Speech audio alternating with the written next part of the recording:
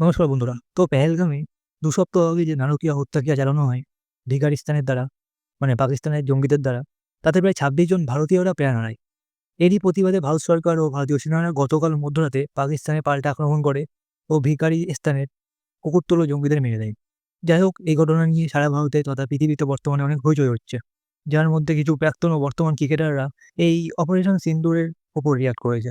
Social মিডিয়ায় তাদের বিভিন্ন পোস্ট দেখা যাচ্ছে বা স্টোরি দেখা যাচ্ছে, যেগুলি আমি এখন এখানে দেখাতে চলেছি।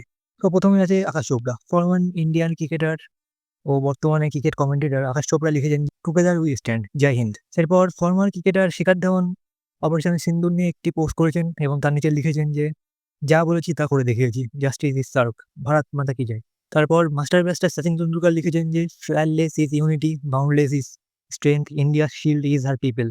বীরেন্দ্র সেহবাগ লিখেছেন, "ধর্ম রক্ষাতে রক্ষাতে, জয় হিন্দ কি সেনা।"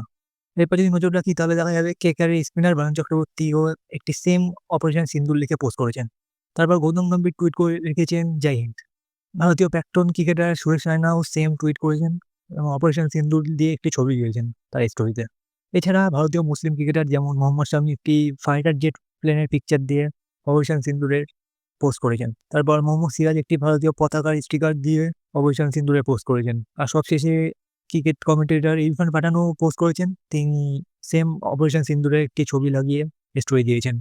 যাই হোক বন্ধুরা, আপনাদের কি মতামত এর উপরে? তা অবশ্যই জানাবেন এবং আমাদের চ্যানেলকে সাবস্ক্রাইব করবেন।